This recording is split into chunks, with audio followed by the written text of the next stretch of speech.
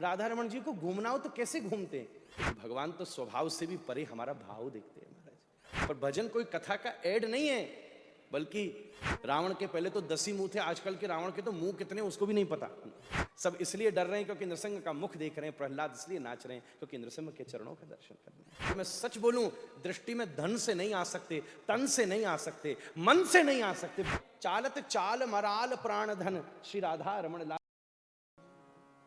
जय जय राधा रमण हरि बोल, जय जय राधा रमण हरि बोल, जय जय राधा रमण हरि बोल, जय जय राधा रमण,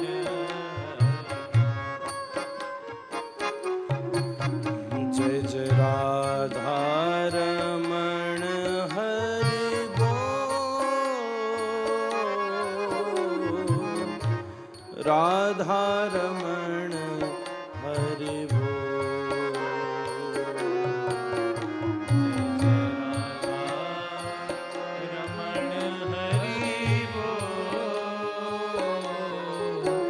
जय जय राधा रमण हरि बोल, हरि बोल, हरि बोल, हरि बोल, हरि बोल, हरि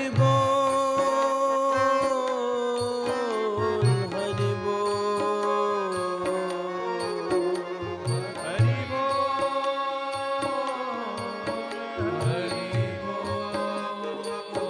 ओ जय जय राधा रमण हरि बोल, राधा रमण हरि बोल,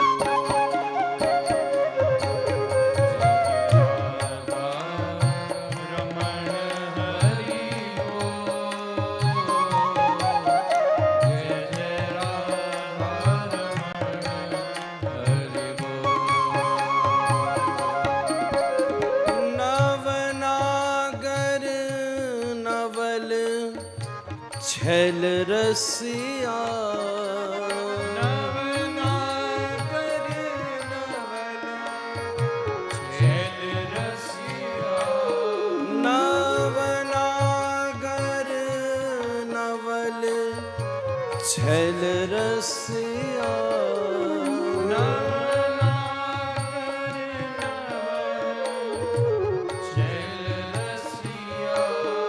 प्यारो कान्हा मेरो मन बसिया,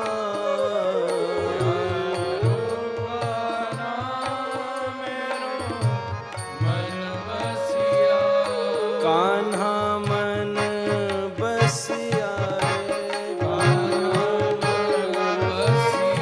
ओ कान्हा घर बसिया रे, कान्हा ओ कान्हा कुंज बसिया रे,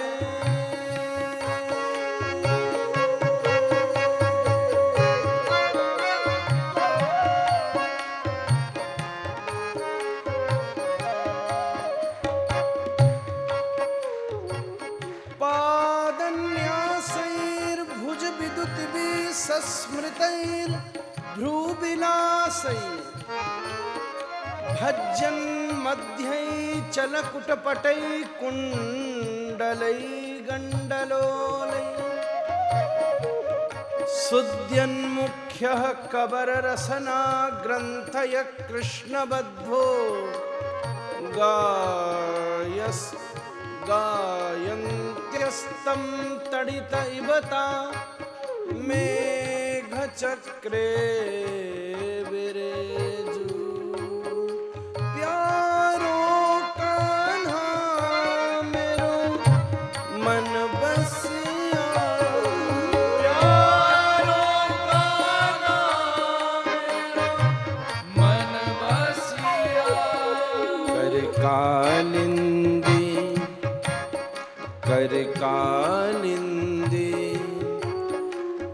कालिंदी कुल के लो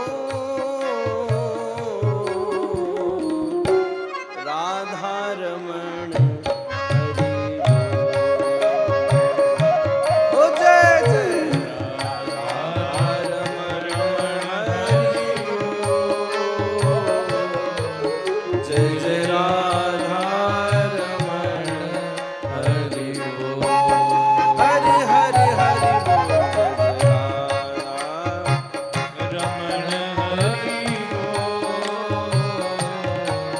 जय जय राधा हरि बोल।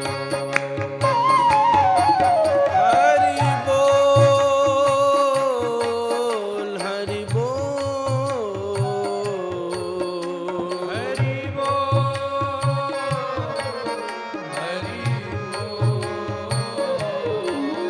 हरि बोल। हरि बोल।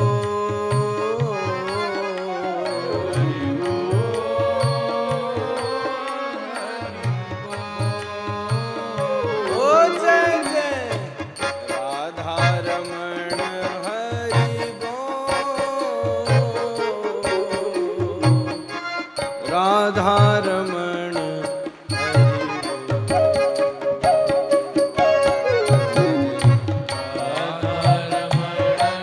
हरि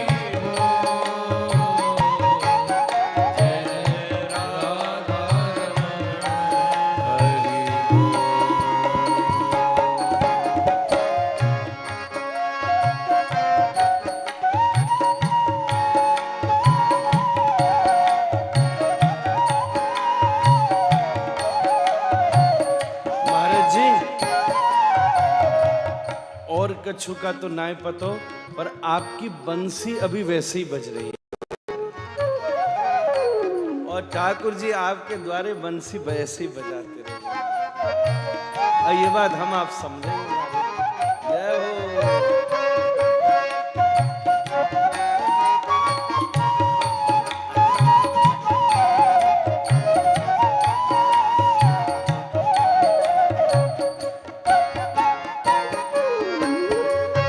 ब्रज नाचे ब्रज नाचे रे। ब्रज नाचे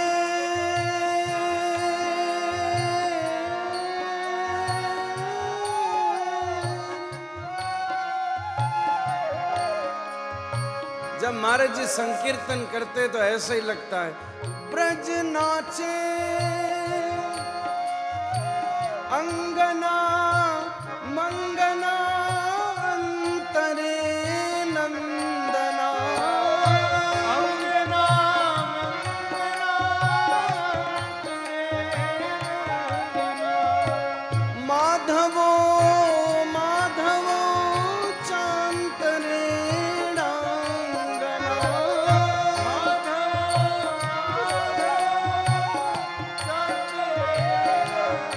ओ ब्रज नाचे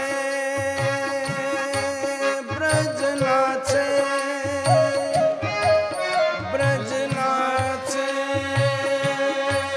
ब्रज नाचे। कोई भजन पर नाचता है, कोई सुर पर नाचता है, कोई ताल पर नाचता है। कई कई लोगों को नृत्य करने का इतना शौक होता है महाराज जी, वाद्य शुरू भी नहीं हो बारात में वो जनरेटर की आवाज पर ही नाच लेते हैं। अभी तो वाद्य भी नहीं शुरू, दुम दुम दुम हो लगा, संगीत शुरू हो गया, उसी पर ही नाच लिए। एक बार हमने देखा, मैं यात्रा कर रहा था, जाम लग रहा था। वो विसर्जन करने वाले होते ना, तो कई उसमें ऐसा मद चढ़ाने वाले पदार्थ भी ले लेते, नहीं लेना चाहिए। तो वो अभी सब संगीत स्पीकर बंद हो गए, तो वो उसको जिनको बिठा रखा था विसर्जन के लिए ट्रैक्टर में ले जा रहा था। तो ट्रैक्टर आगे दुम दुम दुम करता है, तो एक जना उसी के आवाज पर सुर मिला के बाहर नाच रहा और गा भी रहा। तो मैंने कहा कितना शौकीन आदमी है। अगर एक साधारण गिराने वाला मद चढ़ जाए तो ऐसी विचित्र ध्वनि में भी संगीत दिख सकता है। अगर प्रेम का मद चढ़ जाए तो बाई जी जहर पी करके भी नृत्य कर ले तो कौन सी बड़ी बात हो जाती है। क्या बड़ी ददत ददत गालिम गालिदाने समर्थः, कालिदास का शब्द है। पर कितनी सुंदर बात है, कोई सुर पर नाचता है, कोई ताल पर नाचता है, कोई राग पर नाचता है, कोई पद पर, कोई ढोलक पर, कोई तबला पर, कोई ढोल पर।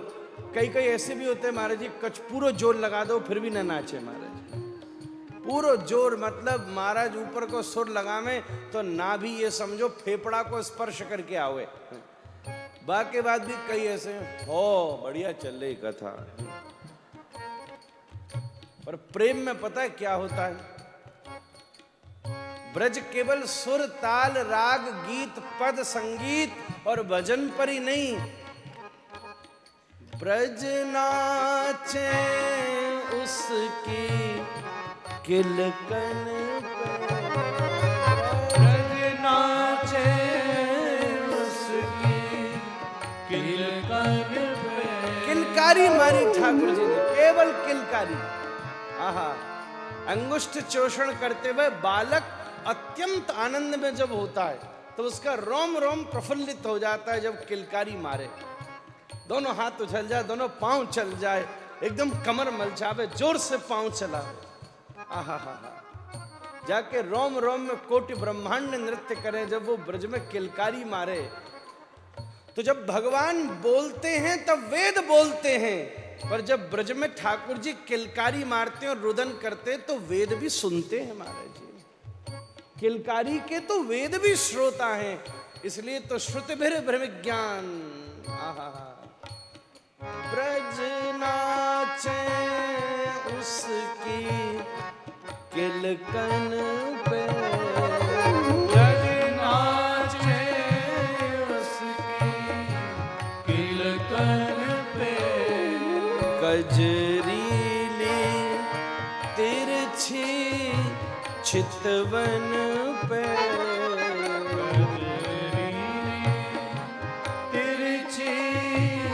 पूरा एयरपोर्ट ही आ गया हमारे। कजरीली तिरछी चितवन पे,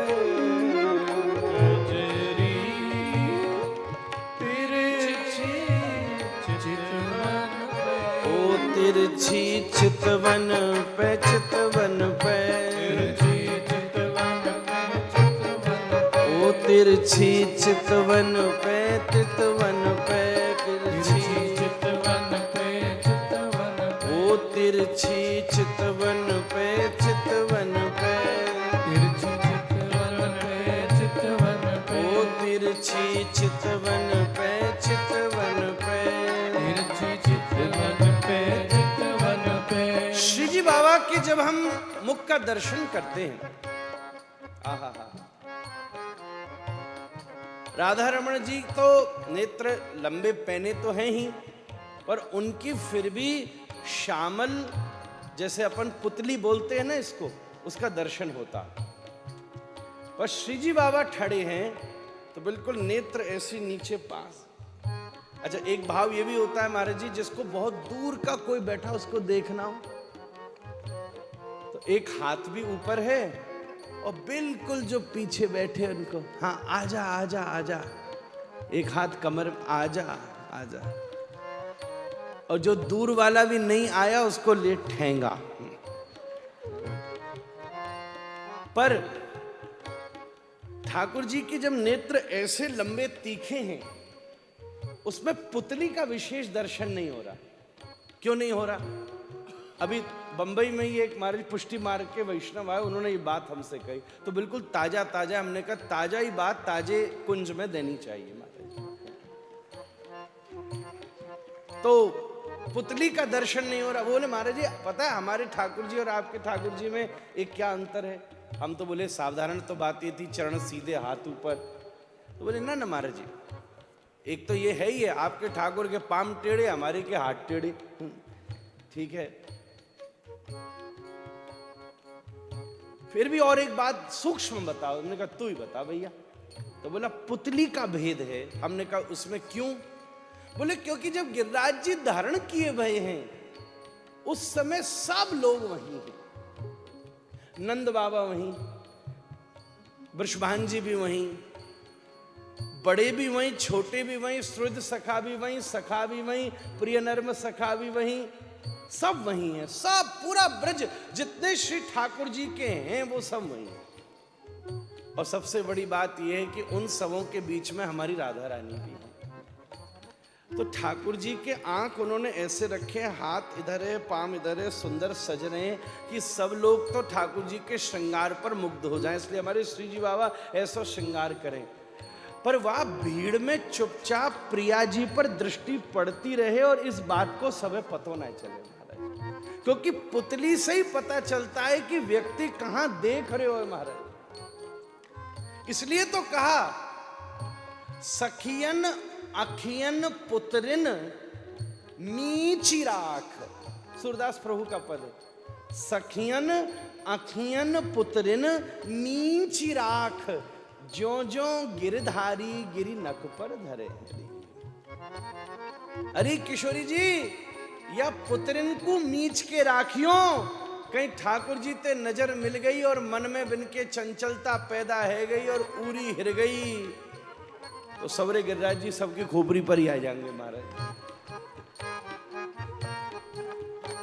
ओ तिरछी चितवन पे चितवन पे, तिरछी चितवन पे चितवन पे, ओ तिरछी चितवन पे चितवन पे, तिरछी चितवन पे चितवन पे, ओ तिरछी चितवन पे चितवन पे, तिरछी चितवन पे चितवन पे, सुखदास। महाराज जी ये शब्द मुझे बड़ा प्रिय है। निश्चित रूप से सुखदेव दास देवाचार्य जी महाराज का नाम है, जयपुर के पास निम्बार्क संप्रदाय के संत हैं, वो तो विशेष बात है ही है। जिसका नाम है, अगर हमारे श्री सूरदास प्रभु लिखें तो उनका नाम, कुमन दास प्रभु लिखें तो उनका नाम, तो सुखदास प्रभु विराजते हैं तो उनका नाम आ गया। पर अगर गंभीरता से अर्थ विचार किया जाए तो संसार में दुखी होकर दास बनना ज्यादा आसान है। भगवान ने आर्त को पहले रखा है भजने वालों में। चतुर्विध भजन्ते माम ये जना सुकृतिन अर्जुना आर्तौ। जीवन में खूब दुख हो रहा हो, सब कुछ बड़ी बड़ी पीड़ा आ गई हो, तो अपने आप चलो थोड़ी देर यहां भी प्रणाम कराएं, सुनाएं, शायद हमारा काम बन जाए। आज वैसे भी उपाय के लिए लोग ज्यादा कथाओं में आते हैं, पर कथा उसको नहीं कहते जो उपाय देती है, कथा उसको कहते जो समाधान देती है। जीवन इसमें बहुत फर्क है। उपाय में कुछ करना पड़ता है, समाधान में जो हो रहा है उसकी स्वीकृति हो जाती है। समाधान में जो है उसकी स्वीकृति हो जाती है। एक व्यक्ति की उंगली कट गई तो उसने कहा जो ठाकुर जी करते अच्छा करते, ये समाधान हो गया। उसने कहा इसमें क्या अच्छा किया? तो अगले दिन उसको भील पकड़ के ले गए बलि देने के लिए। तो सबने कहा उंगली कटी हुई है भाई, ये तो आधा अधूरा है, पूरा लाओ तो गर्दन काटे। तो छोड़ दिया। तो बोले बिल्कुल सही बात है, अब कटी हुई उंगली याद दिलाती रहेगी कि एक दिन गर्दन कटने से बच गई। समाधान देता, उपाय नहीं करता। ये कितनी बड़ी बात है। महाराज जी जब तक प्रतीक्षा हो रही है गा रहे थे, युक्ति बनी दास रिफ्रेशमेंट का काम करे, इसलिए मैंने बढ़िया मीठा मीठा भजन सुनाए। रिफ्रेशमेंट मीठा मीठा ही होना चाहिए, फ्रेश तो करे। पर कितनी बड़ी बात है, दौड़ो भागो बातचीत करो, ये सब उपाय हैं। भाई पूछो कहां पहुंचे, पर यह समाधान है कि कथा की प्रतीक्षा में भी आपको कथा कीर्तन ही मिल रहा है। कथा तो शुरू हो ही गई। व्यास अपने अपने आवेश में विराजमान रहते, कई बार तो हमने ये तक अनुभव किया, 4 घंटे की कथा कहने के बाद सीढ़ी उतरते समय अगर कभी कोई श्रोता एक ऐसी पंक्ति बोल जाता है जो 4 घंटे की कथा का सार है, तो मन ऐसा विचार लेता है कि व्यास केवल आसन पर नहीं, जब सुखदेव जी बोलते थे तो श्रोता के आसन पर व्यास बैठे थे। तो व्यास तो भ्रमण करते रहते हैं, किसकी जिह्वा पर बैठकर जिसको वेद की श्रुति का बीजात्मक स्वरूप वृक्षात्मक बोध करा दे, वो व्यास है। ये तो कृपा है महाराज जी की। इसलिए सुखी होने के बाद दास होना कठिन है, दुखी रहने के बाद दास रहना सरल है। सुख बहुत हो तो हाँ जाएंगे, अभी 7 दिन का टाइम है, आज तो पहला ही दिन है, एक दिन मुंह दिखाई कराएंगे महाराज के साथ, चले जाएंगे किसी दिन ठाकुर जी के। अरे कोई बात नहीं, दुख में दास बनना साधारण है। एक सीधी बात है ना, बाई जी राजमहलों में रही हैं, राजकुमारों के बीच में रही हैं, किसी साधन की कमी नहीं है। श्री षड गोस्वामी रूप सनातन रजवाड़ों के बीच में रहे हैं, कोई कमी नहीं है। जब गोपियां ठाकुर जी वंशी बजा के बुला रहे हैं तो कोई ऐसा नहीं है कि पति से झगड़ गई है, ऐसा नहीं है कि घर में खाने की असुविधा हो गई है। दुहंत्यो भी ययु काश्चित दोहम हित्वा समुत्सका पयोदि शुद्ध संयाव मनुदभाषा पराययु परिवेशयन्तस्तद्धित्वा पाययन्ते शुशुन्पय शुश्रूषन्त्य पतिन काश्चित अश्नन्त्यो पश्यभोजनम लिम्पन्त्य प्रम्रजन्तोन्या अंजन्त्य काश्चलोचने व्यत्यस्त वस्त्राभरणा काश्चित कृष्णान्तिकम ययु तावार्यमाणा पतिभि पितृभिभ्रातृबन्धुभि गोविंदा पहृतात्मानो नन्यवर्तन्त मोहिता अंतर्गिरहगता काश्चित गोप्यो लब्ध विनिर्गमा कृष्णम तद भावना युक्ता दधुर मीलित लोचना। कहां तक वर्णन किया है, जीव गोस्वामी पाद को इतना अर्थ मिलता था हमारे। पर दुख में तो दास बनना बहुत सरल है, सही बात तो यह है। पर जो सब साधन संपन्न हो उसके दासत्व का बोध भी नहीं होता। गदाधर पाद सरी के पुंडलीक विद्या निधि को देख करके महाराज जी चैतन्य महाप्रभु बैठे थे, दास ने इसी गांधी मैदान में महाराज जी की कृपा से उन्हीं के सानिध्य में 9 दिवस पर्यंत चैतन्य चरितामृत की कथा की सेवा का सौभाग्य पाया था। वर्षों हो गए। वहां ये प्रसंग कहा था कि महाप्रभु बैठे हुए एकदम हल्ला मचाए, पुंडरीक पुंडरीक ऐसा हल्ला मचाने लगे। सबने पूछा कौन महापुरुष है, तो गदाधर पाद गए तो देखा बढ़िया सुंदर सजे धजे मसन लगा के बैठे। तो उनके मन में विचार आया, ये इतना विषय में डूबा हुआ आदमी भक्त हो सकता है? पर जैसे ही गोपी गीत वैष्णव गाने लगे उनके शरीर में सात्विक भाव प्रकट हो गए। बाद में गदाधर पाद जो साक्षात श्री प्रिया जी की कृपा मूर्ति हैं, उन्हीं से जाके दीक्षा ग्रहण करी। सुख के बाद तो दास बनना कठिन ही है। पर कितनी सुंदर बात कही, कोई धन दुखी, कोई मन दुखी, कोई तन दुखी, कोई धन बिन रहत उदास,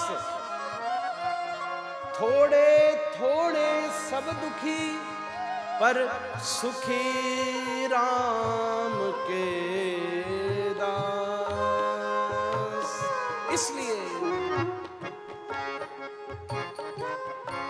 सुखदास सुखदास बिके हैं बिन मोह,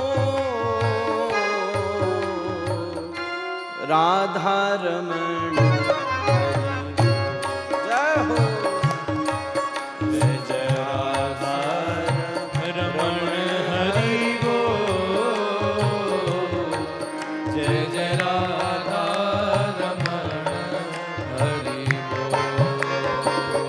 ओ जय जय राधा रमण हरि बोल, राधा रमण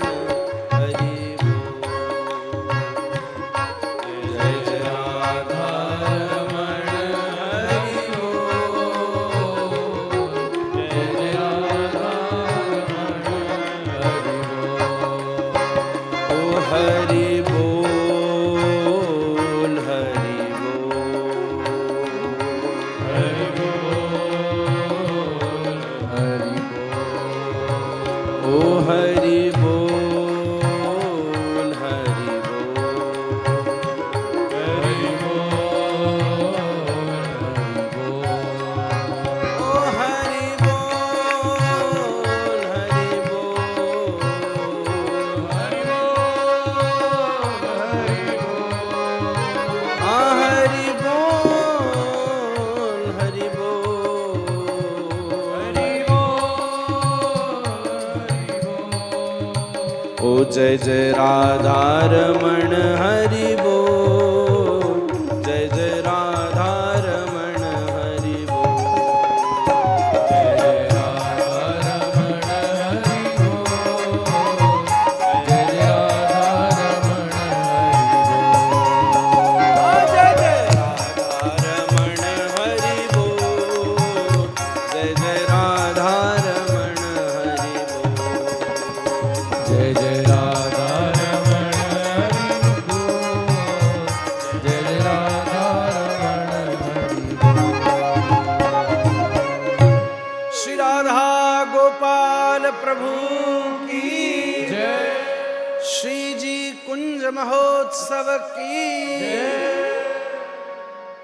जय जय श्री राधे निताई गौर हरि।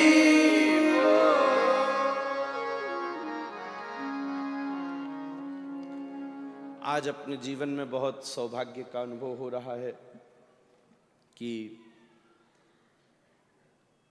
महाराज जी के यहाँ से आने की सूचना और आज्ञा तो आती ही रहती है, पर कुछ मेरे ही भाग्य की कमजोरी रही होगी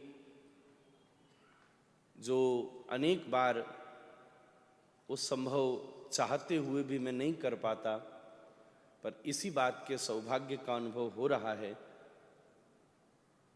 थोड़ी सी देर होते हुए भी महाराज जी के इस उत्सव में राधा गोपाल प्रभु के कुंज में विराजमान होने के उत्सव के प्रथम दिवस ही प्रणाम करने का ठाकुर जी ने योजना बना के सौभाग्योदय कर दिया मेरा।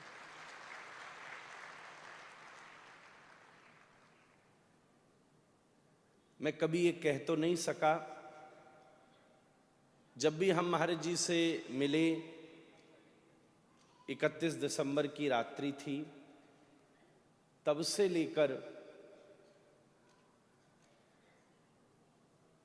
लगभग 10 वर्ष से भी ऊपर हो गए।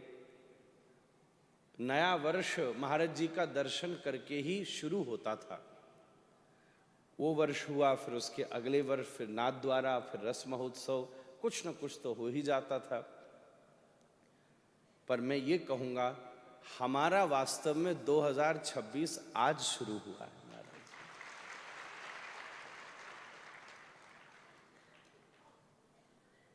चित्रकूट के घाट पर दास प्रयास करके भी निकला, वही बात भाग्य की कमजोरी होगी। बड़ी सुंदर एक एक फोटो देख देख कर हम ललचाते रहे। महाराज जी बारात में ठाकुर जी के चवर की सेवा हमको देते हैं, या कोई न कोई सेवा में हमें सौभाग्य मिल ही जाता है। विशेष तो ठाकुर जी के श्री विग्रह की इतनी दिव्य भाव से सेवा करने का अवसर या तो राधा रमण लाल का ही मिलता है या राधा गोपाल प्रभु का ही मिला है।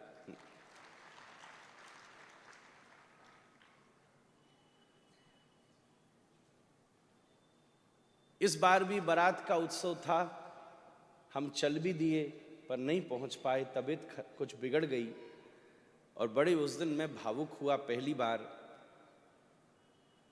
पर हां, उस दिन से कुर्ता टांग रखा था, आज पहन कर आया हुआ है। तो मैं बोला ठीक है।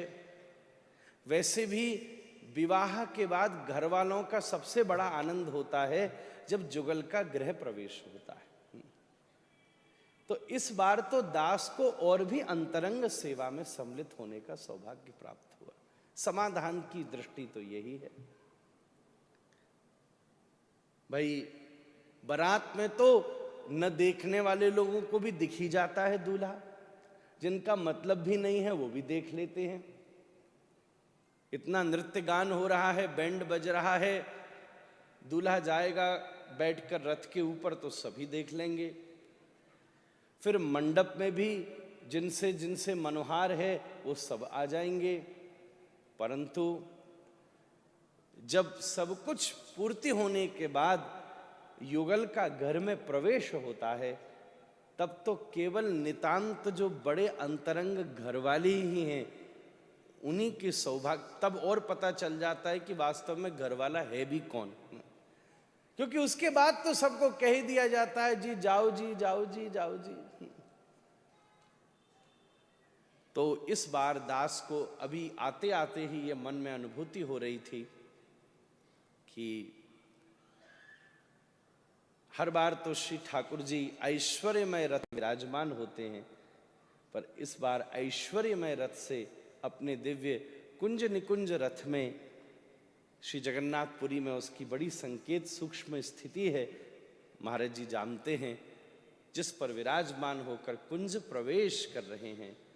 देखो वैसे तो हर वर्ष ही ठाकुर जी का कुंज प्रवेश होता ही है, पर जोधपुर में जो ब्याह शुरू किया वो घरवाली लेकर आए, इतने वर्ष मेहनत करी, अब जाके ठिकाने से अपनी कुंज में विराजेंगे महाराज जी। हमारे जब से महाराज जी की प्रीति हुई, घर में गए, विशेष तो जोधपुर में दास को आने का अवसर मिला। कोई एक उत्सव था पहली बार, फिर तदनंतर कथा ही हुई। तब से मेरे मन में दो इच्छा थी।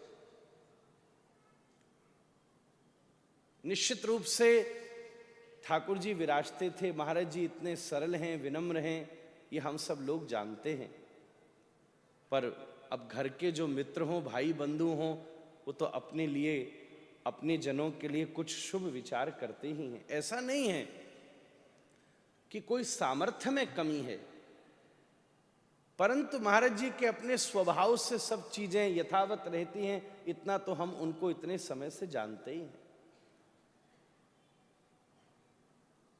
इस विषय में कभी कभी मैंने अपनी अधिकार से भी परे जाकर आपसे विनती करी, दो विषयों को लेकर। श्री ठाकुर जी बड़ी सुंदर कुंज में कभी विराजमान हों, महाराज जी भी कहते जब उनकी इच्छा होगी तो विराजमान होंगे। तो मुझे तो ऐसा लगता है, इसीलिए आज सबसे पहले हवाएं तो भगवान के ही हाथ में है ना, जमीन फिर भी तुम अपने हाथ में रख सकते हो, हवाएं हाथ में नहीं रख सकते। ठाकुर जी ने ऐसी कुछ व्यवस्था करी कि मुझे यहाँ प्रणाम करने के लिए पहले ही खींच कर बुला लिया, क्योंकि मेरे हृदय में ये तीव्र मनोरथ था। और आज श्री ठाकुर जी अब इस उत्सव में अपनी नवीन कुंज में विराजमान होंगे।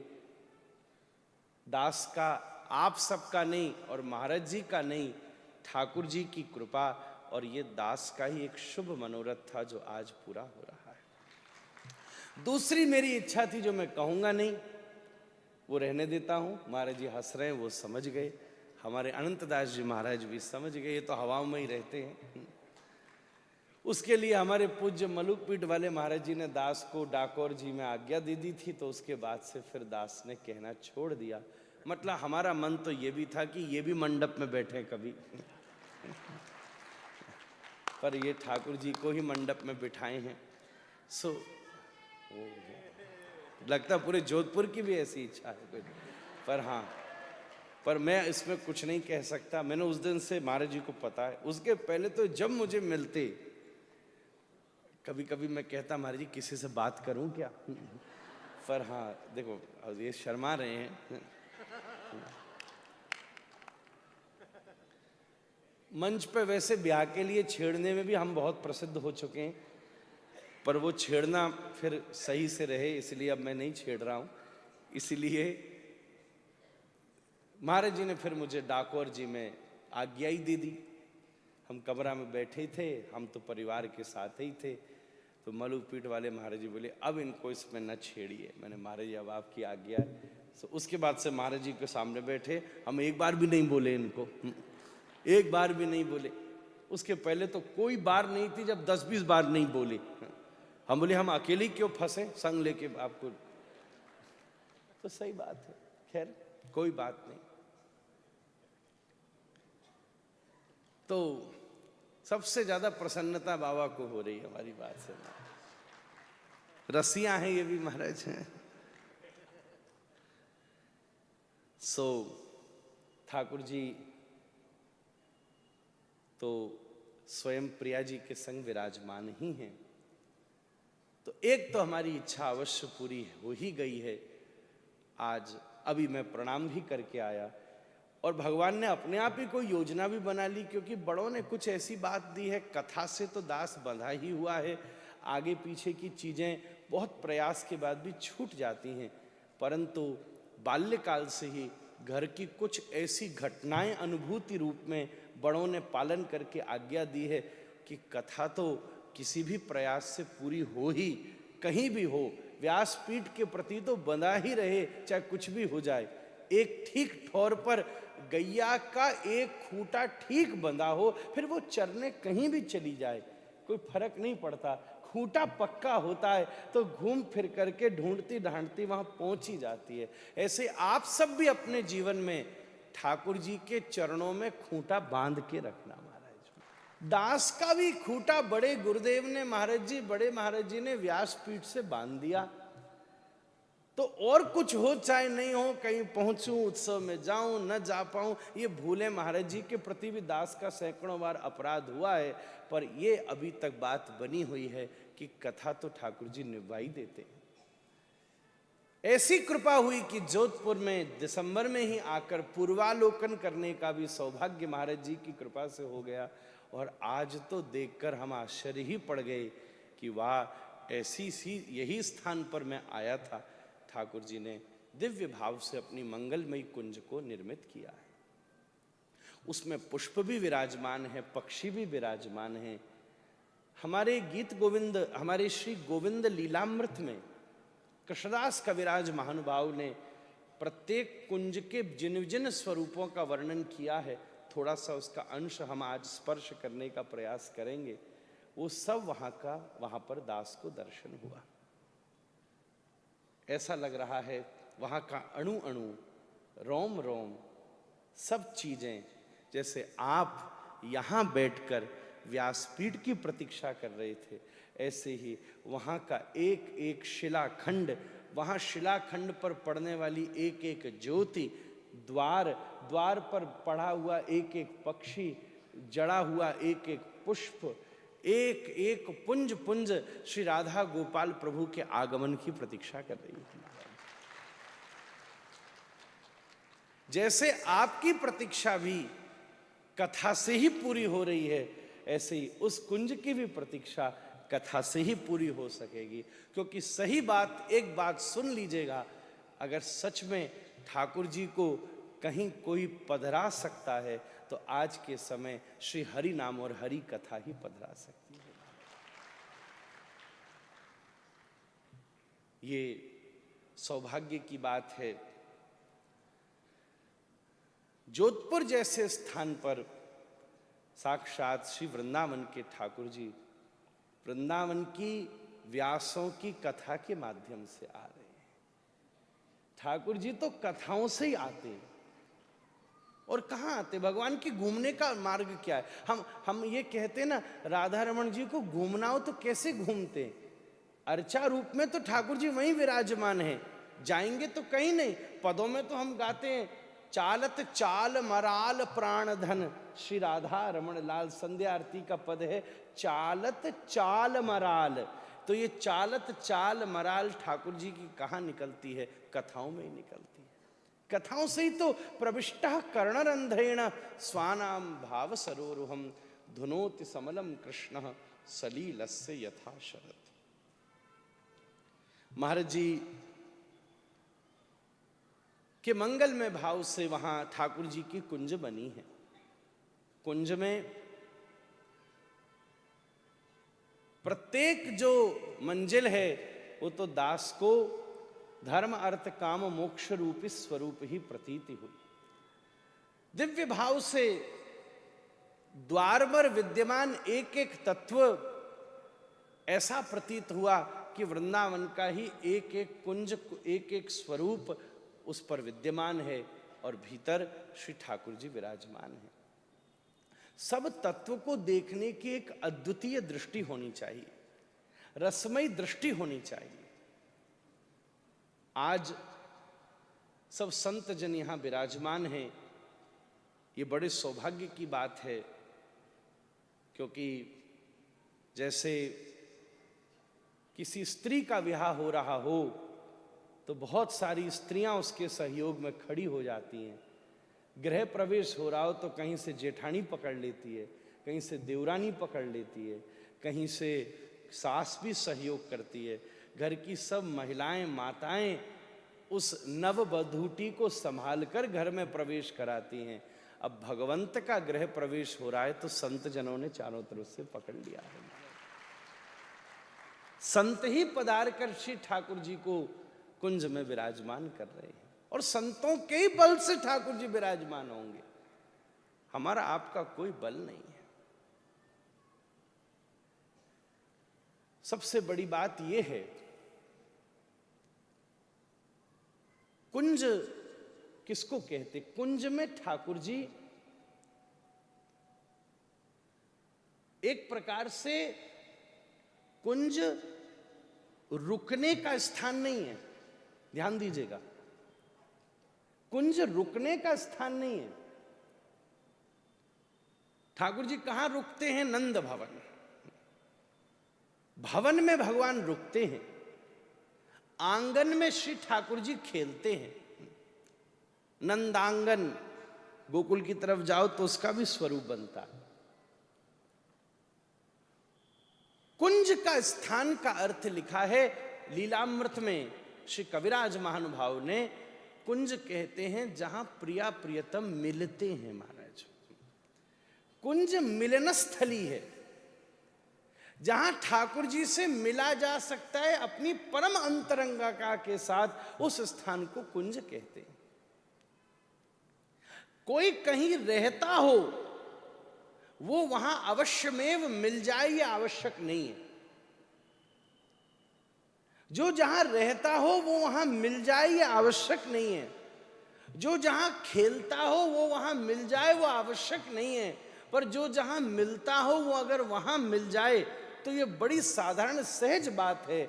इसलिए श्री ठाकुर जी अब कुंज में विराजमान हो रहे हैं, क्योंकि जोधपुर के सभी वासियों से ठाकुर जी मिलना चाहते हैं। ये वास्तव में उनकी स्वरूपता है, दिव्यता है। इस प्रकार लता बिटप संकुलम रमणीयम स्थानम कुंजः, विशेष रूप से वृक्ष, लता और पुष्प।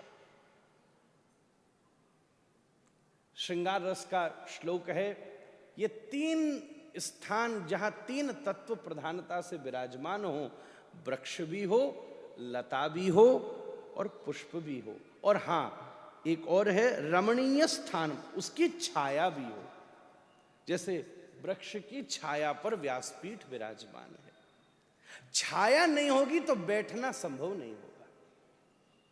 वृक्ष की छाया हो पर उसके साथ साथ लताएं भी सुंदर हों, उसके साथ साथ पुष्प भी सुंदर हों। ये तीनों पक्षों से युक्त कुंज का स्वरूप होता है। इस बात को जरा गंभीरता से समझना होगा। हमारे जीवन में वृक्ष क्या है? अगर हम भागवतीय दृष्टि से देखें तो निगम कल्पतरोर, वेद ही वृक्ष हैं। खैर ये बात साधारण दृष्टि से समझने में थोड़ी कठिन होगी, परंतु मैं आपसे सच बात कहूं वृक्ष एकमात्र ऐसी वस्तु है जो अनेक पीढ़ियों तक विराजमान रहती है। बाबा लगाते हैं, बच्चा देखता है, पोता खेलते हैं, बड़ी पुरानी आयु होती है। हम सबके जीवन में संस्कार ही हमारे वृक्ष हैं। वेद भी संस्कार को प्रदान कर रहे हैं। आपके भीतर छुपा हुआ संस्कार ही आपके जीवन में सुदृढ़ रहेगा। संस्कार कभी नहीं बदल सकता। लोग बदल गए, वृक्ष वही है, संस्कार कभी नहीं बदल सकता।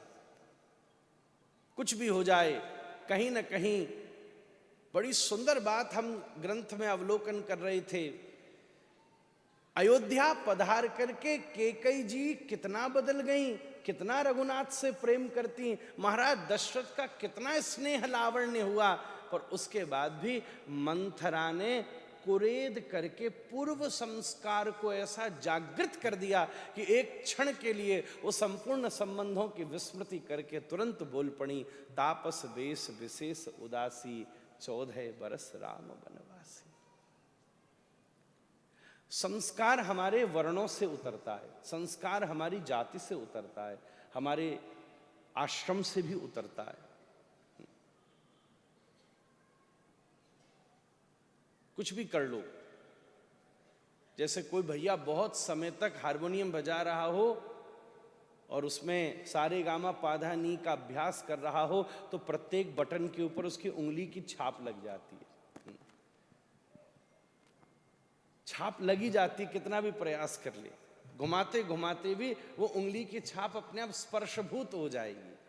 ऐसे जीवन पर्यंत जिस विषय का चिंतन किया है, कहीं न कहीं स्वभावो एव सर्वो परिजायते, जल तुम्बिका न्यायेन रेतस्य ऊर्ध्वगमनम। संस्कार।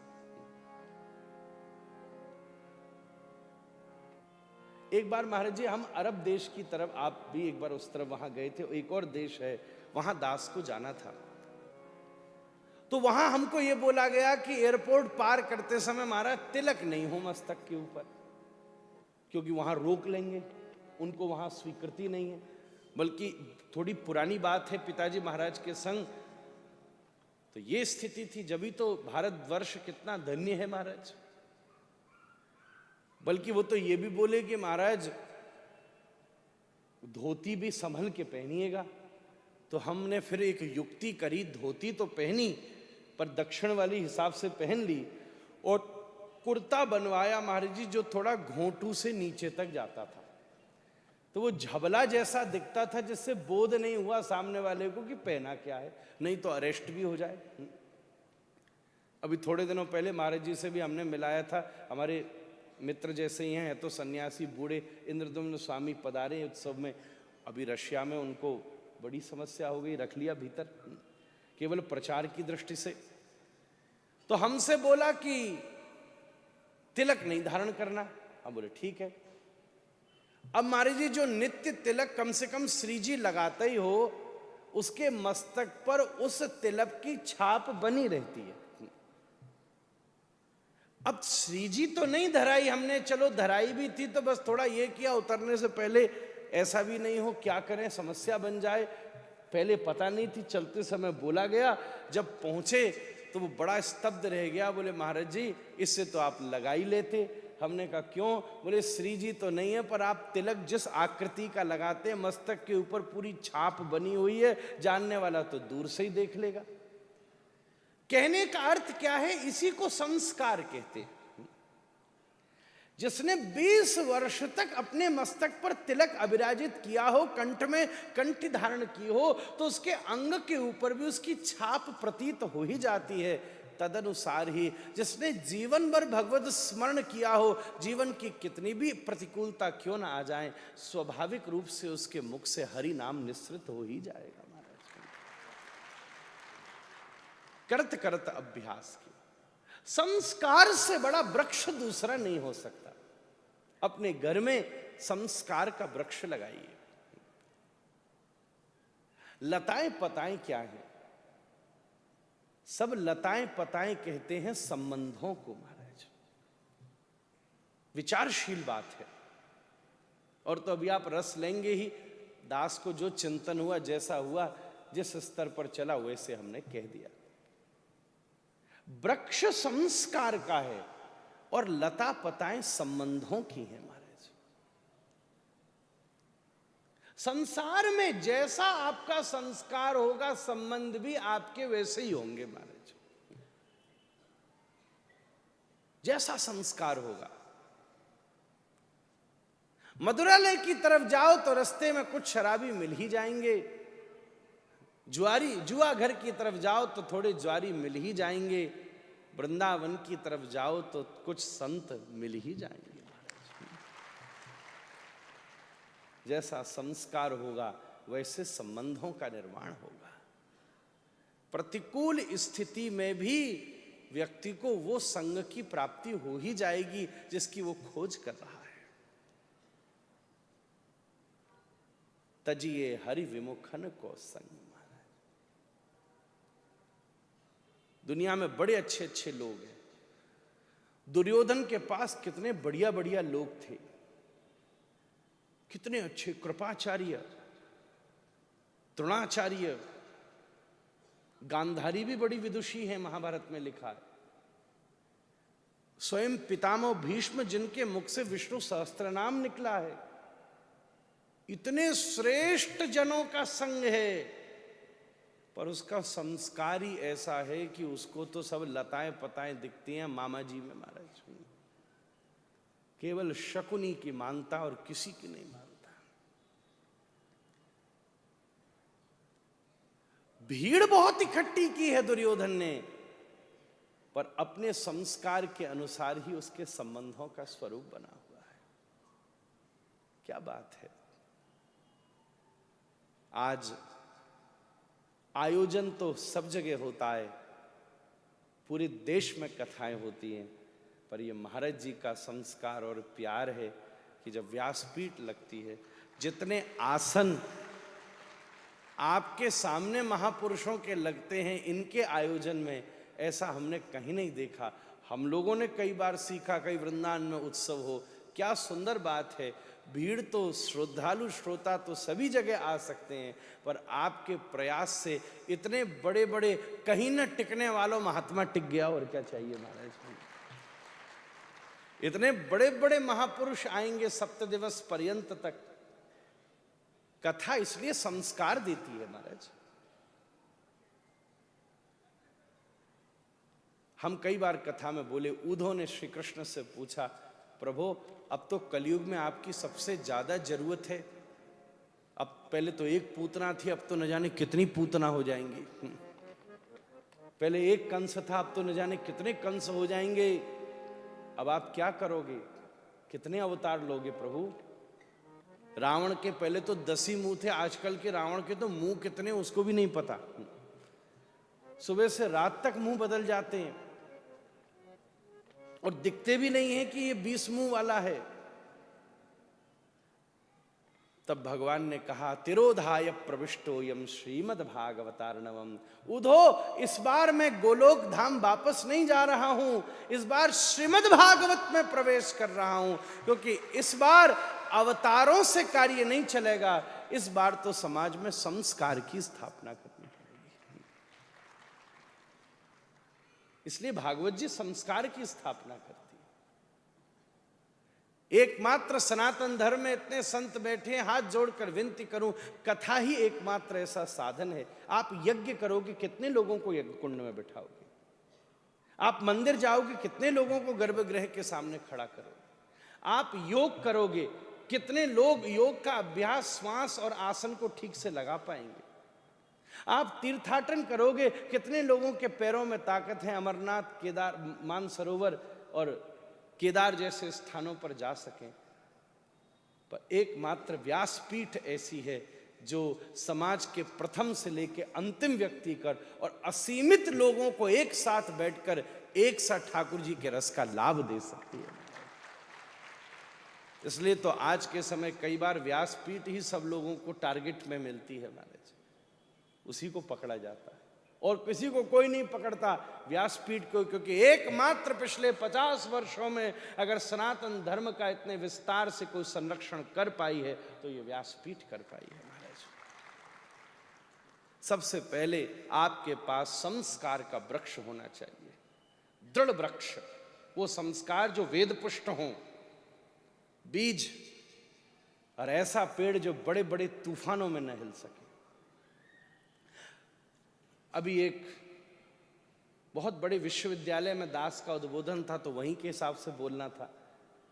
तो एक बात महाराज जी ठाकुर जी ने कहलवाई, मुख्यतः जब भगवान के 10 अवतार होते हैं तो देखा जाए महाराज जी, भगवान के कमर से ऊपर का जो स्वरूप है वो अवतार में अलग अलग होता है, पर कमर से नीचे चरणों का जो स्वरूप है वो प्रत्येक अवतार में एक जैसा है। मत्स्यावतार का दर्शन भी किया जाए तो चरण वैसे ही हैं।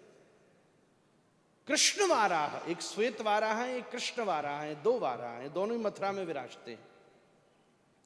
कृष्ण वाराह का स्वरूप भी चरण वैसे ही हैं।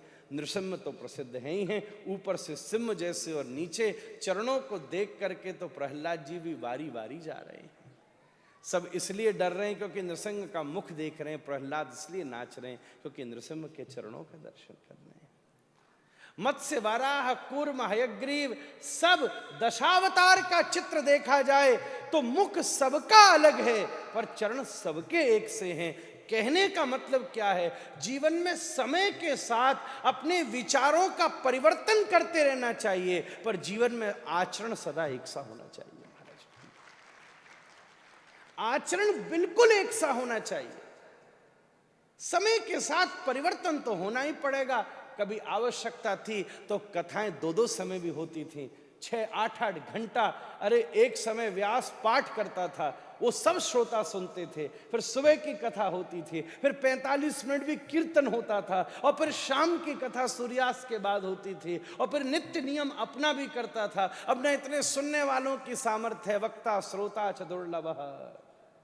तो फिर समय की बात आई, कोई बात नहीं, अब व्यास अगर उतने विस्तार से नहीं तो 4 ही घंटे में कह दे। फिर भी समय की मांग आई तो ठीक है, थोड़ी देर हरि नाम संकीर्तन भी सुना दे, कुछ भक्तों का प्रसंग भी सुना दे। समय के साथ प्रस्तुति बदलती गई, पर बड़ी बात यह है कि व्यास का चरित्र नहीं बदलना चाहिए।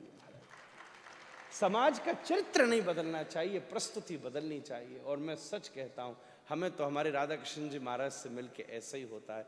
इनसे मिलकर ये अनुभव होता है कि जब हम सुना करते हैं अखंडानंद जी महाराज के विषय में, श्री डोंगरे बापू के विषय में, श्री पूज्य रामसुखदा, ऐसे ऐसे अपने बाबा के बचपन के विषय को हमने देखा है। वो पुराने संतों का जो वो दिव्य अनुभव था, उसकी एक दिव्य छाया स्वरूप आज वर्तमान में कुछ ही तो ऐसे महापुरुष हैं जिनके जीवन में दर्शित होती है।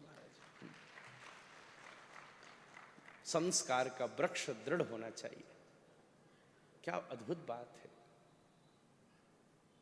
पीढ़ियों तक भगवान ने, प्रहलाद जी ने क्या प्रेम कर लिया, पीढ़ियों तक प्रभु ने संभाला। सतयुग की लीला है, और ठाकुर जी 1200 तक का वध नहीं कर रहे। महाराज, अभी हमसे बंबई की कथा में किसी ने कहा, महाराज जी जजमान बने थे, तर्पण तो करा दो। हमने कहा जरूर कर लो, पंडित जी करा रहे हैं, करना ही चाहिए, वेद की आज्ञा है, इसमें कोई संदेह नहीं है। पर एक बात हम कहना चाहते हैं, अगर तर्पण करेगा तो 3 पीढ़ी तरेंगी, समर्पण कर दिया तो पूरा कुटुंब ही तर जाएगा। महाराज, उसकी दिव्यता पक्की होनी चाहिए। संस्कार क्या था प्रहलाद जी का कि गर्भ में नारद जी ने सब कुछ सिखा दिया, और ऐसा पक्का दृढ़ विश्वास। प्रहलाद का मतलब आह्लाद। भगवान नृसिंह आह्लाद से प्रकट हुए। जीवन में विपरीतता में भी आह्लाद बना रहना चाहिए। जय हो, जो ठाकुर जी कर रहे हैं चकाचक कर रहे हैं। अभी हम हवाई जहाज में ही आ रहे थे, तो हमारे हवाई जहाज में कई विदेश के भी लोग बैठे थे, आपस में ग्रुप था, लग रहे थे। उतरते समय जोधपुर की हवा तो जोरदारी चलती है, प्लेन ने भी थोड़ी अदा दिखाई। कल परसों भी कुछ घटना घटी थी, थोड़े दिन पहले भी घट गई थी। एक तो प्रसिद्ध थी ही थोड़े दिन पहले, आसपास के लोग भी आपस में बैठे जो इधर उधर चटर पटर कर रहे थे। ठीक हमने दृष्टि पड़ी, एक आगे बैठी महिला तो बिल्कुल यूं ही बैठ गई। बिल्कुल समाधि में ही चली गई। कोई ध्यान करने लगा तो मन में विचार आया, चलो हवाई जहाज ने झटका तो दिया, पर हमारी 4 घंटे की कथा जो काम करती वो हवाई जहाज के 4 सेकंड के झटके नहीं कर दिया एक बार। ध्यान तो लगा, हवाई जहाज ने हिलाते ही सबको भजन याद करा दिया। हमने भी हनुमान चालीसा एक बार पढ़ी ली कि हनुमान जी पिताजी से कहिए थोड़ा कंट्रोल में रहे महाराज, हवाई जहाज हमको महाराज जी के पास पहुंचना। नारद जी ने गर्भ में प्रहलाद के संस्कार का अद्भुत वृक्ष विराजमान किया, और महाराज जी पेड़ कहां लगाया? अनउपजाऊ भूमि पर। भूमि उपजाऊ हो तो पेड़ लग जाता है। किसान की गुण इसमें नहीं है कि जो उपजाऊ भूमि पर पेड़ लगा दे, अनउपजाऊ पे लगा दे। हिरण्यकश्यपु का कुल, और उसमें नारद जी ने प्रहलाद जैसे भक्त को पैदा कर दिया महाराज। क्या अद्भुत बात। और संबंध किसके साथ है? वैष्णवों के साथ, संतों के साथ, शाखा। और अंतिम चीज है, 3 चीज से कुंज बनती है, पेड़, शाखा, लता पताएं। हमारे जीवन की लता पताएं क्या है? हमारे संबंध। संबंध। कभी कभी यह भी विचार करना चाहिए, हम राजनीति में कितने लोगों को जानते हैं, हम क्रिकेट में कितने लोगों को जानते हैं, हम फिल्मों के कितने लोगों को जानते हैं। क्या सच बताओ, हम इतने भक्त, भगवान, ग्रंथ, संत, इनमें से हमारा किसका परिचय ज्यादा है महाराज? और तीसरी हमारे जीवन में बात है, पहली बात है संस्कार, दूसरी बात है संबंध, और तीसरी चीज कुंज में चाहिए वो है पुष्प। पुष्प क्या है? फिर है हमारा स्वभाव। फूल स्वभावी जैसा तो होता है महाराज। ये 3 चीज सबसे पक्की हैं। अच्छा, संस्कार भी अच्छा हो, संबंध भी अच्छा हो, स्वभाव अच्छा नहीं है। अच्छा, कई बार यह भी देखा जाता है महाराज जी, दुर्योधन का स्वभाव बड़ा जोरदार था। ऐसा स्वभाव था कि माद्री का भाई लड़ने आ रहा था पांडवों की तरफ से, ऐसी खातिर करी, ऐसा मनोहार किया, राजस्थानी भी फेल हो जाए महाराज। कि बताओ, प्लान ही बदल लिया कि लड़ेंगे किसी की तरफ से कम खाने की व्यवस्था तो बनी रहेगी। स्वभाव कितना बढ़िया, बोलने में कितना मीठा, 1 नंबर का व्यवहार कुशल व्यक्ति है दुर्योधन, कभी उल्टा सीधा नहीं बोलता किसी को। पर संस्कार और संबंध खराब है। संस्कार भी दुर्योधन है पहली बात तो, और संबंध शकुनी जी के साथ। और तो और बोलो, ठाकुर जी का ऐसा स्वागत किया कि हम आप भगत भी ना कर पाए। मतलब ठाकुर जी भी प्लान चेंज कर लें। सबसे बढ़िया कमरा महाभारत में लिखा दुशासन का था, स्पेशली तैयार कराया कि कृष्ण वहां सोएंगे, मिट्टी पर सोते थे, यहां सो। माखन चुराते थे, आज मैंने आपके लिए 56 भोग तैयार किए। वहां गोपियों के साथ नृत्य करते थे, यहां बड़ी बड़ी भारतनाट्यम करने वाली नर्तकियां बुलाई हैं कृष्ण, आपके मनोहार की पूरी व्यवस्था है, आप आज्ञा तो करो। शकुनी ने भी कान भर रखे थे, भाई कुछ भी करके बस तू ये टेढ़ी टांग मारो अपनी तरफ कर ले और कछु ना चाहिए बस, फिर तो पांडव अपने आप आ जाएंगे। कितना बढ़िया स्वभाव। हाँ, खाइए पाइए, पर ठाकुर जी भी टेढ़े पड़ गए, उन्हें पता है। क्योंकि भगवान तो स्वभाव से भी परे हमारा भाव देखते हैं महाराज। भाव में तो मिलावट थी। ये तीनों चीज जीवन में सुदृढ़ हो जाएं, संस्कार का वृक्ष लगा हो, संतों के भक्तों के साथ संबंध की लता पताएं हों, और अच्छा सुंदर श्रेष्ठ संत जनों को, वैष्णव जनों को, माता पिता को, सबको बहाने वाला स्वभाव हो, तो ये हमारी मन भी कुंज बन जाएगी जिसमें श्री राधा गोपाल प्रभु विराजमान। ये 3 चीज की सुदृढ़ता बहुत कठिन है आज के जमाने में। बहुत सारे लोग ऐसे हैं, संस्कार भी अच्छा है, स्वभाव भी अच्छा है महाराज जी, संबंध खराब है। बड़े अच्छे घर में पैदा हुए, बोलने में भी अच्छे, पर क्या बताएं, ऐसों के साथ उठने बैठने लगे हैं, कुछ न कुछ उससे नुकसान हो गया, गड़बड़ हो गई। अरे आप बहुत अच्छे घर के रुचि को, कथा में किसी ऐसे के पास बैठ जाओ जो बार बार कौनी मारे, चल एक बार पानी पियाएं, चल एक बार, एक बार देख के तो आए बाहर क्या हो रहा है ये। पंडाल के भीतर तो देख लिया, अभी तक ब्यास जी आएंगे, जब तक घूम तो लें बाहर क्या क्या हो रहा है, तो आपका मन भी दौड़ने लग जाएगा। और किसी ऐसे के पास बैठे हो जो उठते समय बार बार बोले नहीं नहीं नहीं अब यार कितनी सुंदर बात है ये, और सुन ले फिर चलते हैं, अरे नहीं लघुशंका जाना है, अरे जे अभी ये बस एक जो बात बता रहे ये पूरी होए सोई उठ जाए। कई लोग तो महाराज जी कथाओं में भजनों पे गैप ही मानते हैं कि भजन उठावे तो हम हुआएं जरा, जैसे भजन कोई ऐड आया हो बीच में, ऐड आता है ना, पर भजन कोई कथा का ऐड नहीं है, बल्कि ये तो जैसे समुद्र में उठी हुई लहर है ना, ऐसे ही कथा व्यास के हृदय में उठी हुई लहर राग के रूप में पैदा होती है। और जब समुद्र में लहर उठती है तो दो काम होते हैं, या तो भीतर की वस्तु बाहर चली जाती है या बाहर की वस्तु समुद्र भीतर खींच लेता है। ऐसे जब कीर्तन की लहर व्यास के हृदय से उठती है ना, तो या तो तुम ठाकुर जी को पा लेते हो या ठाकुर जी ही खींच के तुम्हारे हृदय में विराजमान हो जाते। ये तीन वस्तु। बहुत से लोग ऐसे संस्कार अच्छा है और स्वभाव अच्छा है, संबंध खराब है। कई ऐसे संस्कार अच्छा है, संबंध भी अच्छा है, स्वभाव खराब है। कई लोग ऐसे भी हैं जिनका स्वभाव अच्छा है, संस्कार, जिनका संबंध भी अच्छा है, पर संस्कार में गड़बड़ी है, संस्कार में गड़बड़ी है। इसलिए आज कथा हमें ये तीनों चीज देती है। इसलिए तो भागवत जी हृदय में कुंज बनाती है, संस्कार भी अच्छा देती है, कथा संबंध भी अच्छे देती है। वाह, जिसको आप कथा में मिले होगे उसके साथ ज्यादा कथा में ही जाओगे। कितने लोग हैं, हम और महाराज जी कहाँ मिले हैं? कथाओं में ही मिले हैं महाराज। कथाएं न होती तो कहाँ ये दास इनकी नजर में चढ़ा होता महाराज, कहाँ ये हमको अपने चरणों में स्थान देते। ये सब, ये हवाओं में रहने वाला बाबा अगर कहीं जमीन पे बैठता है तो कथा में ही बैठता है महाराज, नहीं तो कहूँ ना बैठ रहे हो तो। और कितने कितने महापुरुष यहाँ बैठे हैं, कितने सुंदर संबंध, आहा, कितने धन्य हो जाते लोग। हमारे गोरीलाल कुंज वाले महाराज जी, मलुक पीठ वाले महाराज जी, कितने कितने लोग, अगर आपने किसी बात पर झूम के कथा सुन ली, उनकी दृष्टि में आ गए, मान लो समझ लो ठाकुर जी के कुंज की टिकट बुक हो गई महाराज, बस डेट डलनी बाकी।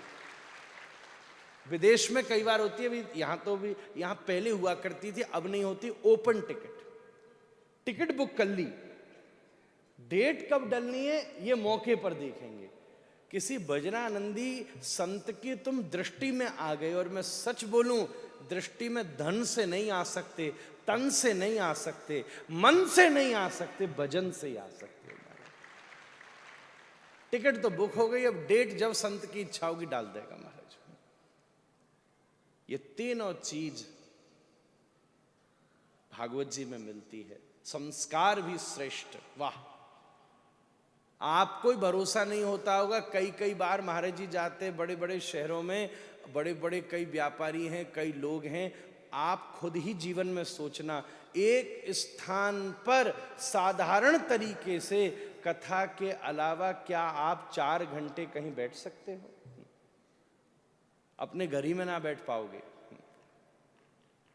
और जैसे भीड़ भाड़ में जहां मौका मिला वहां बैठ गए, ना गर्मी का पता ना सर्दी का पता, सब चीज से भूल गए, समय का बोध भी नहीं रहता। अच्छा, और कई कई तो बेचारे जो जगह लेने के चक्कर में 2 बजे से आ गए, 1 बजे से आ गए, पता नहीं 10 बजे छुट्टी होगी कि 11 बजे होगी कि 9 बजे होगी।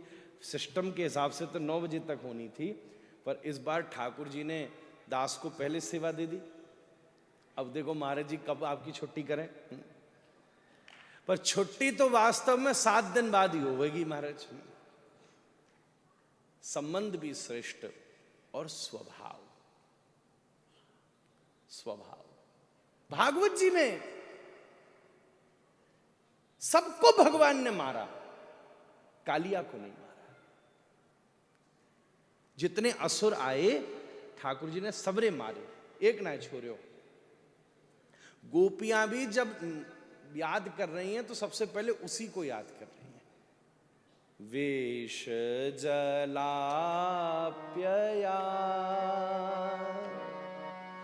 व्याल राक्षसा वर्ष मारुता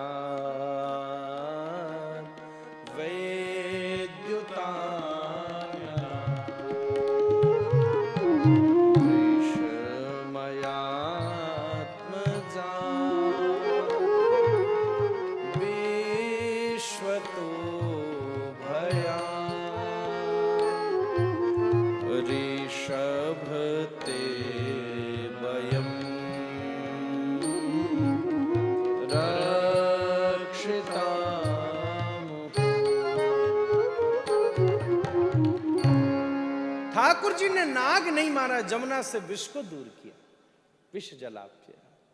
उसको कहां भेजा?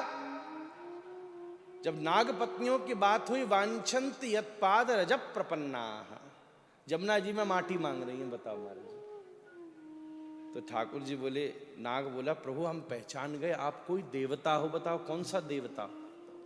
बोले ऐसे मुझे ऐसी कृपा करो कि मैं ये फुस फुस करना छोड़कर कृष्ण कृष्ण कहना शुरू कर दूं। मुझे शरीर नहीं बदलना। नाग का स्वरूप बहुत अच्छा है, बहुत अच्छा है नाग का स्वरूप। महाराज जी दत्तात्रेय ने इसलिए सर्प को गुरु बनाया है, कितना बढ़िया है। अपने शरीर में तो बड़ी दिक्कत, टूथपेस्ट लाओ, शैम्पू लाओ, साबुन लाओ, कपड़ा लाओ। नाग चूहा घर बनाता है, मस्ती से रहता है, अकेला भी रहता है, कोई चिंता नहीं। मुझे स्वरूप नहीं बदलना, ऐसी कृपा करो कि स्वभाव बदल जाए। और नाग को तो कितनी सुविधा हो जाएगी, 100 मुंह है उसके कम से कम। आपकी जितनी देर में एक माला होगी उसकी 16 हो जाएंगी, और जब तक आपकी 16 होंगी जब तक तो वो मुक्त होके गोलोक भी पहुंच जाएगा महाराज। इतने मुंह हैं उसके। तो भगवान बोले, सुन फिर तो तुझे एक जगह भेजता हूं मैं। मुझे पता है कौमोद की गता अभी छुपाई तो तू चतुर्भुज हो जाएगा, शरीर से तो अभी मुक्त हो जाएगा। पर कई हैं शरीर से मुक्त होने के बाद भी उनका स्वभाव नहीं बदलता। इंद्रादि देवताओं को भी कभी कभी दुविधा हो ही जाती है। पार्षदों के स्वरूप में रहते हुए भी प्रवेश कर रहे सनकादिकों को रोक दिया, अंदर नहीं जाना। कैसी लीला हो गई, तो भगवान ने बाद में बैलेंस कर लिया। बोले फिर एक काम करो, हम इन्हें भेज देते हैं गरुण जी के पास। बोले स्वरूप बदलना हो तो मेरे पास आ जाना, पर स्वभाव बदलना हो तो मेरी कथा में चले जाना। बोला मैं तो उन्हीं के डर से यहां छुपने आया हूं। बोले कोई बात नहीं, मैंने अपने पांव मार मार के उसके माथे पर, तेरे माथे पर अपना मार्क लगा दिया, ISI। अब जब वो तेरा दर्शन करेंगे तो तेरा मुख नहीं दिखेगा, मेरे चरणों में चिन्हित दिव्य अंश का दर्शन होगा, तुझे स्वीकार करके कथा सुनाएंगे। अपने मस्तक पर भी जब ठाकुर जी का दिव्य चरण चिन्ह है तो पहचान लाती है माया कि ये कन्हैया का आदमी है महाराज। ठाकुर जी की दोनों शक्तियां हैं, भक्ति भी और माया भी। महाराज जी गुरुदेव बाबा महाराज कहते, ठाकुर जी ने कहा मेरी दोनों शक्ति हैं, माया और भक्ति। अगर तुझे नाचना है तो माया को ले ले, मुझे नचाना है तो भक्ति को ले ले, जो तेरी इच्छा हो सो ले ले। ये तीनों चीजों का अनुभव श्रीमद् भागवत से हो सकता है।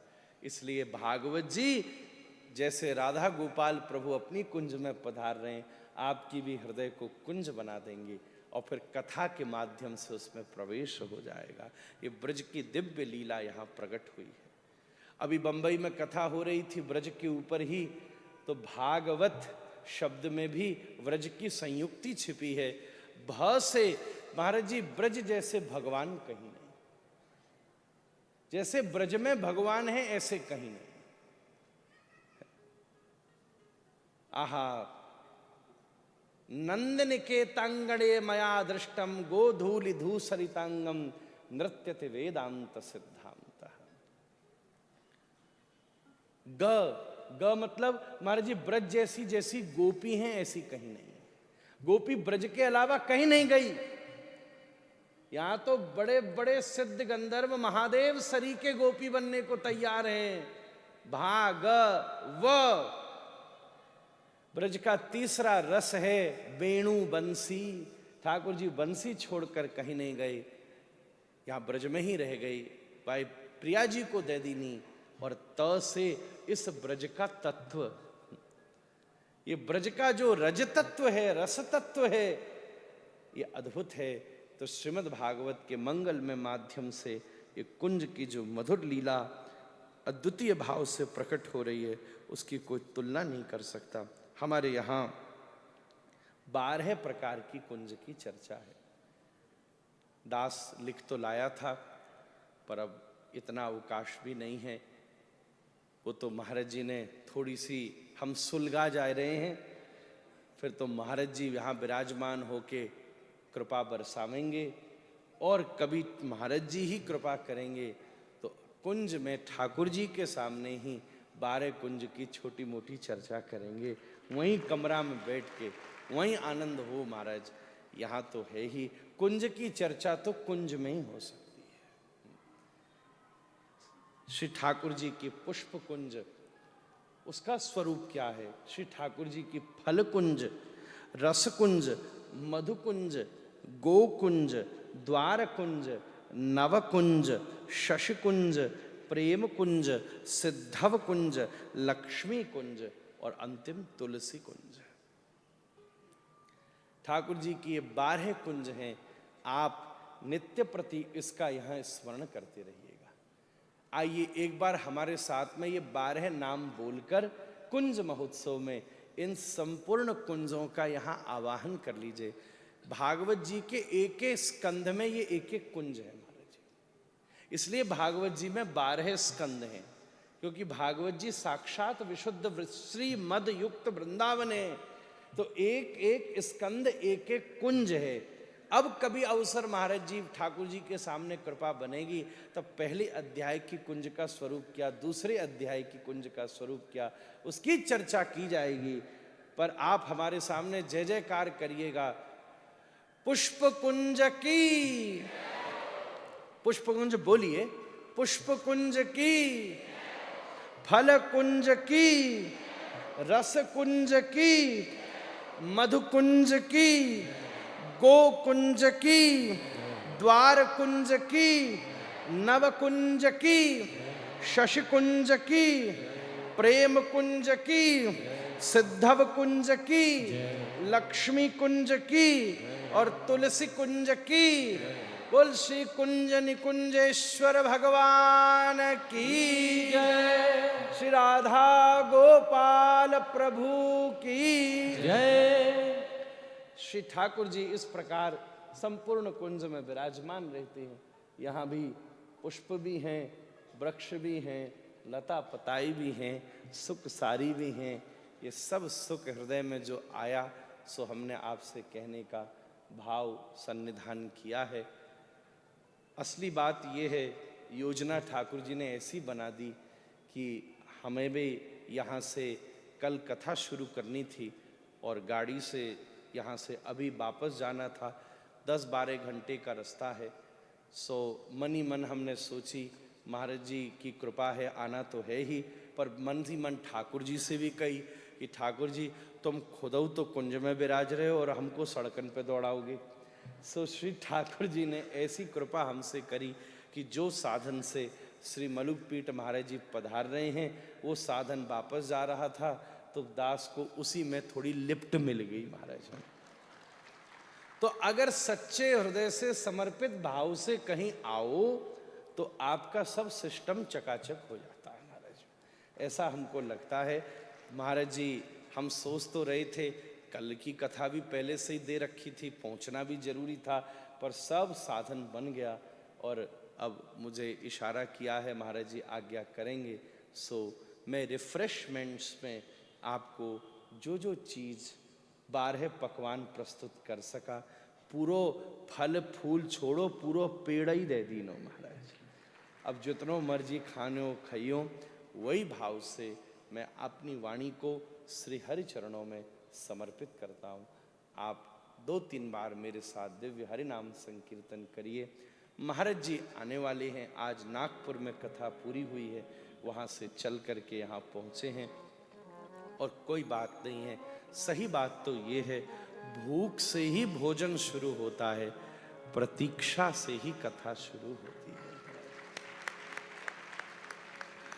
ठाकुर जी माखन पाते हैं, माखन तक को दूध को माखन तक ले जाने में बड़ी प्रतीक्षा करनी पड़ती है। दूध को पहले अंश देकर इंतजार करो तो दही बनेगा, फिर दही का मंथन करो तब माखन बनेगा। दूध तो गैया तुरंत दे देती है, पर कितनी प्रयास लगता है। पर दूध छलक भी जाता है महाराज जी, और दही गाढ़ा होता है, हिलाओ तो गिरेगा नहीं। माखन तो ऐसा होता है, उल्टा कर दो तो भी नीचे नहीं गिरेगा। ठाकुर जी दूध दही नहीं चुराते, माखन चुराते हैं। ऐसे ही सबसे पहले आपके हृदय में जो श्रद्धा रूपी दुग्ध है, उसको आप भजन रूपी मिलाकर प्रतीक्षा करो तो दही बनेगा। और फिर जब यहाँ कथा में प्रतीक्षा करोगे और मंथन होगा तो माखन तैयार हो जाएगा, और उसी माखन को श्री ठाकुर जी चुरा लेंगे। महाराज आप सब प्रतीक्षा जो कर रहे हैं, ये कथा को रसास्वादन करने की प्रतिक्रिया ही है। हे गोपाल राधा कृष्ण गोविंद गोविंद, हे गोपाल राधा कृष्ण गोविंद गोविंद, हे गोपाल राधा कृष्ण गोविंद गोविंद, हे गोपाल राधा कृष्ण गोविंद गोविंद, कृष्ण गोविंद गोविंद, राधे गोविंद गोविंद, कृष्ण गोविंद गोविंद, राधे गोविंद गोविंद, कृष्ण गोविंद गोविंद, राधे गोविंद गोविंद, कृष्ण गोविंद गोविंद, राधे गोविंद गोविंद, हे गोपाल राधा कृष्ण गोविंद गोविंद, हे गोपाल राधा कृष्ण गोविंद गोविंद, हे गोपाल राधा कृष्ण गोविंद गोविंद, हे गोपाल राधा कृष्ण गोविंद गोविंद, हे गोपाल राधा कृष्ण गोविंद गोविंद, हे गोपाल राधा कृष्ण गोविंद गोविंद।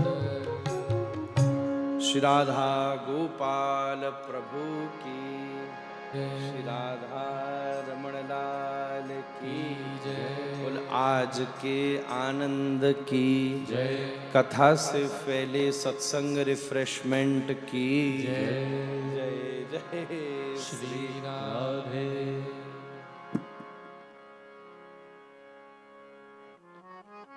नारायण। श्री महाराज जी ने खूब कृपा करी। जो 7 बजे से कार्यक्रम था, यह रस वृंदावन ते आयो, वो कार्यक्रम ठाकुर जी ने बराबर आपसे करवा लिया। कुंज का जो भाव व्रत से आया है, वो आपके रूप में हम सबको प्राप्त हुआ। अब महाराज जी को जिस विशेष वायुयान से महाराज जी आए हैं, उसी से श्री महाराज जी को विजय करनी है। आपका श्रम बचेगा, अच्छा है, आपका श्रम बचेगा तो उस ऊर्जा से और कई भक्तों को ये रस प्राप्त होगा। इसलिए हम प्रसन्नता से आपकी इस व्यवस्था को स्वीकार करते हैं। और आपने जो द्वादश कुंज निकुंज की भावना को ठाकुर जी के कुंज में विराजमान होकर रसास्वादन कराने का भाव रखा है, उसकी पूर्ति आपकी कृपा से, ठाकुर जी की इच्छा से जल्दी हो, ऐसी भावना करता हूँ।